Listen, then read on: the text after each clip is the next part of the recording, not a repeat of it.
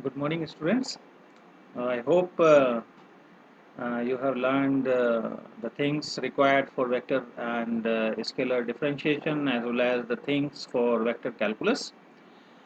We have discussed already in the last few classes like what type of vectors we have and how we can add, subtract, multiply the vectors.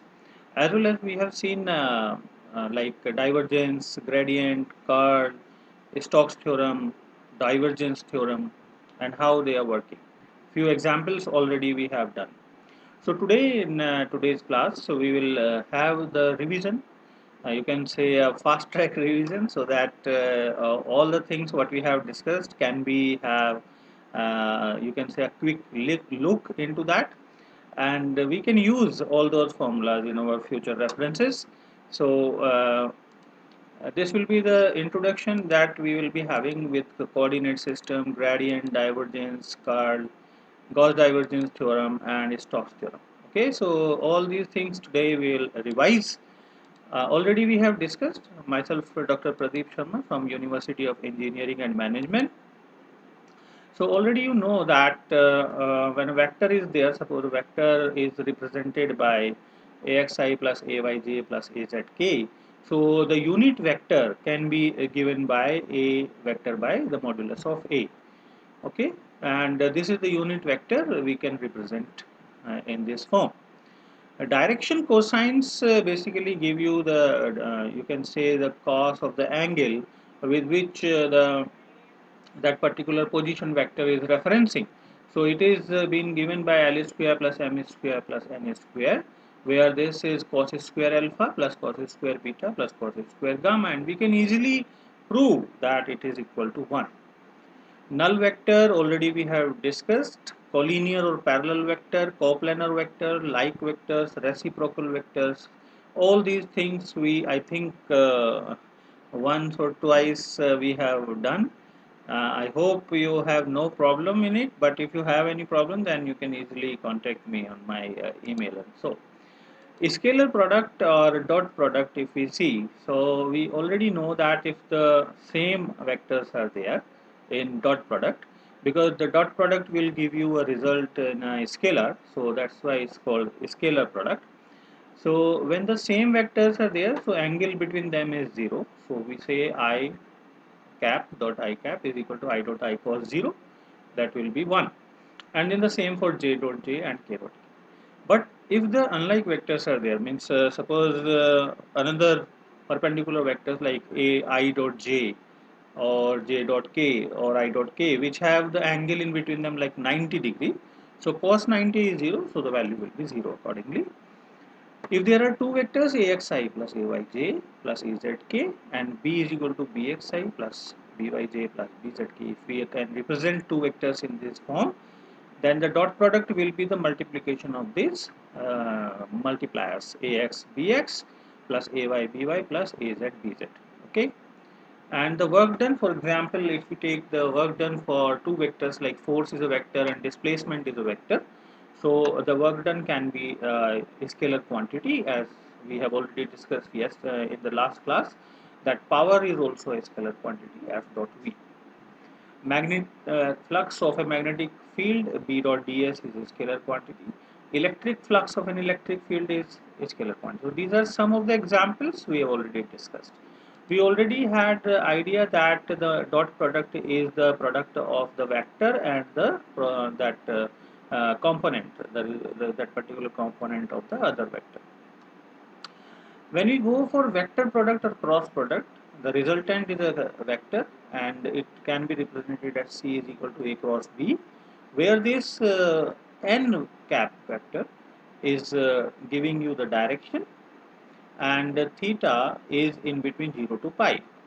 The value can be written in matrix form also, ijk, ax, ay, az, bx, by, bz, the different rows and columns, and the value of this. Now we can easily represent tau as one of the examples. Just you know that tau is equal to r cross f, torque, then angular momentum r cross p, m r cross v. So v is equal to omega cross r. and the force itself, you can say the um, uh, Lorentz force Q V cross B, or total force is Q E plus V cross B. So all these are the examples of vector products. Scalar triple product also, already we have discussed that we can take into account that A B C is equal to A dot B cross C, or B dot C cross A is equal to C dot A. All these values are same, and if we can put the values in terms of vectors, then easily we can prove it. So A dot B cross C is like can be put in this type of matrix. Rows AX, AY, AZ, BX, BY, BZ, CX, CY. Vector triple product is also there, A cross B cross C, but that will be equal to B multiplied by A dot C minus C A dot B. B cross C cross A. So these are some of the formulas which you can take reference. Certain properties are there which the vector properties I have just mentioned over here for your reference. So you can take reference of this wherever you require for any numerical or for any derivation. So you must remember all these formulas, and I hope already you have remembered it. Now there vector differentiation is there. There are two vectors. If we have A, B or C vectors, so accordingly we can differentiate as in a usual manner uh, with respect to some parameter given in the question or given in the problem. So we can have the vector differentiation values as we are doing in the same parameter, like we are doing the general differentiation.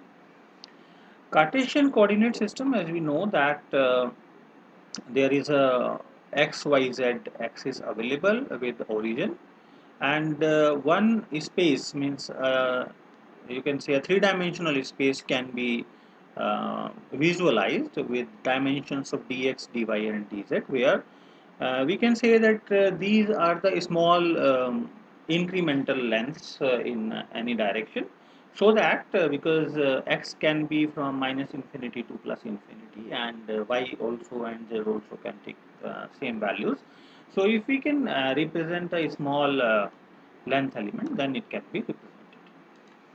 Like in cylindrical coordinate system, as we discussed in our last classes, that if there is some distance for a point, so if we can define that distance as a radius, or we can say the equal amount of rotation if it takes, then it will create a cylinder type of you can say structure, where the angle rotation is given by phi, and the radius we consider as suppose rho r, like that.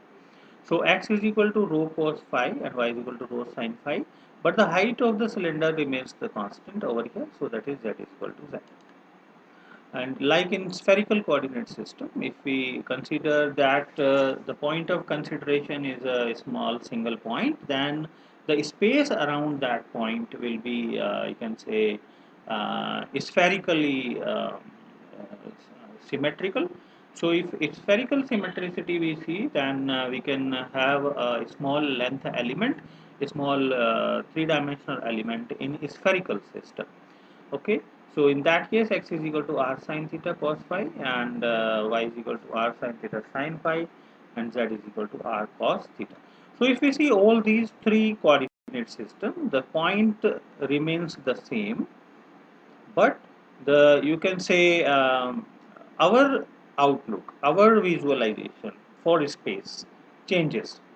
Suppose in Cartesian system we are visualizing that okay, a three-dimensional thing will be there, but we straight line, or you can say square or rectangular shapes are available for calculation, then we will go for Cartesian coordinate system. But if we are visualizing that okay, we are not going for this straight line things, there are some curves available, and there is some you can say symmetry around a line is to be taken care of. So then we will go for cylindrical coordinate system, where the symmetricity is about this axis. Okay, symmetricity is about this axis, and this type of rotation it can take.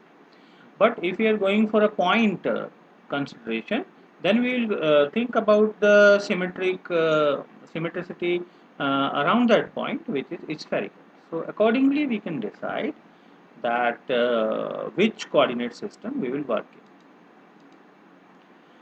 In Cartesian coordinate system, a position vector is defined by xi plus yj plus zk, and the small length element dr can be represented by dxi cap plus dyj cap plus dzk cap. And the volume element of that small length element is dx dy dz. In cylindrical coordinate system, in the same manner we can define, but the coordinates will change to rho, phi and z. And in a spherical coordinate system also, here the coordinate will be r, theta and phi. If you see this in cylindrical coordinate system, the length, the volume element, the small volume element is d rho, rho d phi, dz, and in spherical coordinate system, that the volume of the small element changes to r square sine theta, d theta, dr, d phi.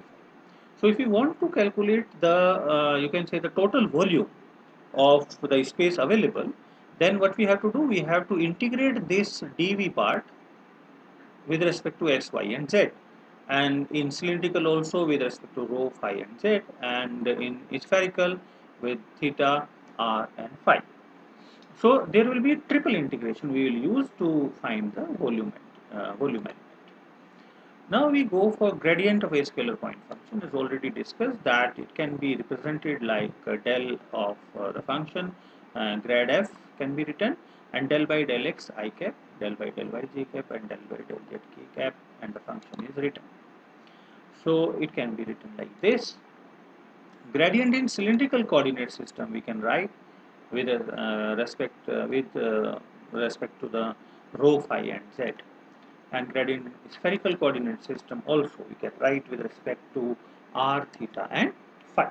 So we can understand that when we are writing all these things, so we can easily take this psi function and this psi function here, psi function here. So if we take this psi function out, we will leave with the value of only del operator. And here also, if we take this f function out, then we will have the value for del operator in you can say Cartesian coordinate, and over here in del operator in cylindrical coordinate and del operator in spherical coordinate. So we can easily find the del operator in Cartesian, cylindrical and spherical coordinate system by putting this psi and f function out of these equations. So we can write del operators in cylindrical and spherical, as I already discussed that we are taking this psi function out, so we can write del operator in cylindrical and spherical. So I hope you got the idea how we are moving, and in the last class also we discussed that how we are calculating with different equations, different formulas using del operators in uh, cylindrical coordinate or spherical coordinate or in Cartesian coordinate system. Now if you go for divergence of a vector at a point on the vector field, then the divergence can be written like this. So divergence is basically the dot product of a vector field with the del operator. Del operator itself is a vector. So when vector dot vector field means del operator dot any vector field, the result definitely will be a scalar quantity. So divergence gives you a scalar result. But the value over here in terms of the vectors, if we say, so it will be del ax by del x plus del ay by del y plus del az by del z. So it's a scalar quantity. And we can represent this divergence as the limiting case of volume element when it is tending to 0, total flux divided by the volume element. Positive divergence in case of you can say a source of field lines, negative divergence in case of a sink of field lines, and if the case is like equal amount of flux is coming at any point and equal amount of flux is leaving that particular place, then at that place the divergence will be zero. So Gauss divergence theorem, if we say already, yes, in my last class we have discussed that it can be the relation between the surface integral to the volume integral, and it states that uh, uh, surface integral of any vector field will be equal to the volume integral of the divergence of that vector field. So easily you can relate this surface integral with the volume integral wherever you require. If you write the same equation in cylindrical coordinate system, so you can understand that we have to replace this del, which is right now in Cartesian, with the del in cylindrical coordinate system, and we will find that the resultant will be like this. In spherical also, we will do what? We will change the del in Cartesian to del in a spherical coordinate system as in the last slide it was, and we will get the result or this value. So curl of a vector, rotation of a vector, already discussed that it is basically the cross product of del operator with any vector field, and because it is a cross product, it will give you the vector resultant, and it can be written in the matrix form also as rows as ijk del by del x, del by del y, del by del z, a1, a2, a3. If we write this function, this vector a in terms of a1, a2, and it can be represented like this equation if we expand this matrix. And it can be written as that the curl of vector field is equal to the limiting case of surface when it is tending to 0, and the line integral of that vector field divided by the surface. So del cross A is equal to 0, means the curl is 0 if the vector field is irrotational, that it cannot be rotated. And if the field is not irrotational, then it is called a vortex field. The divergence of a curl is always 0.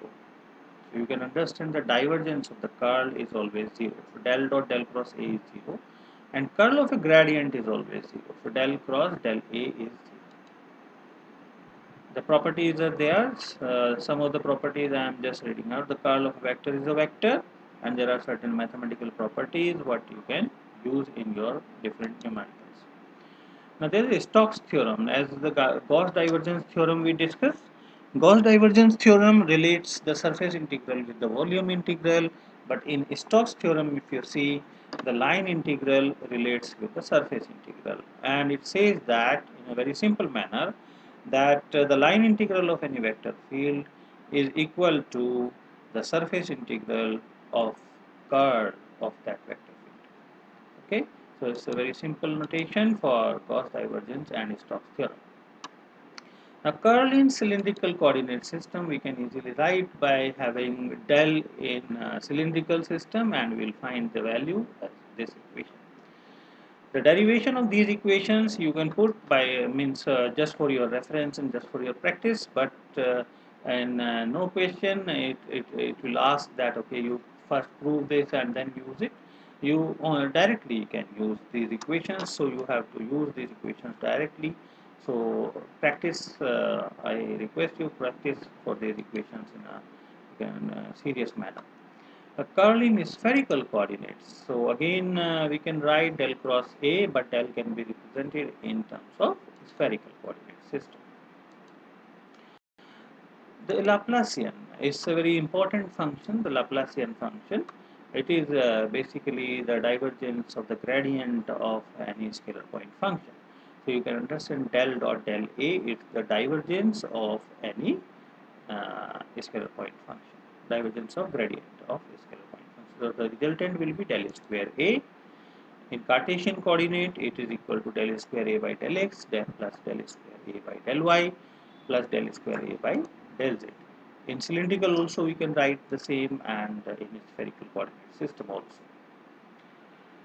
In all, we have to check that the del operator value, if we are talking about in Cartesian, it should be in Cartesian.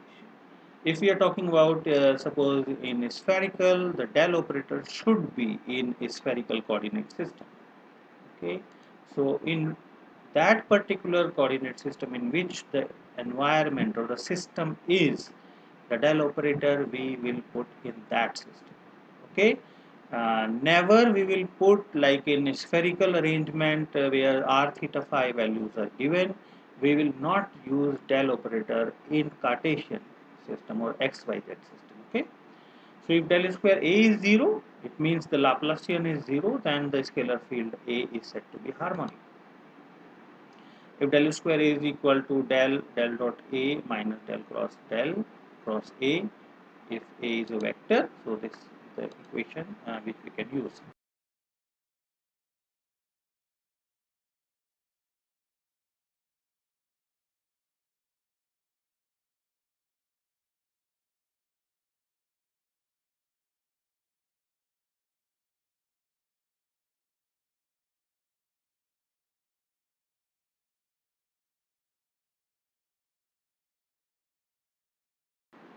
Yeah. So if divergence on a vector, any vector field is 0, then field is solenoid. So we can understand if the divergence of any vector field is 0, it is not coming, you can say uh, it is not moving ahead, then it is solenoidal. If curl of any vector field is 0, then field is called irrotational, already discussed. And there are certain problems we can discuss, like if vector A is equal to and vector B, vector C is given, how we will find the addition, subtraction, multiplication, scalar multiplication, then vector multiplication, like that. So easily we can find all these values. Okay, so certain numericals are given. So I hope these things are basically you can say practice. For these numericals are just for your reference.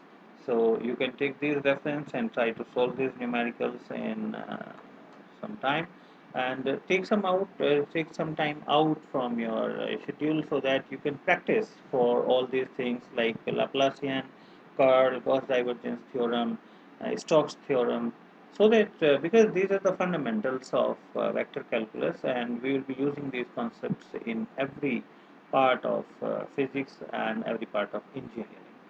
So thank you, and if you have any doubt, then definitely you can contact again. Okay. Thank you.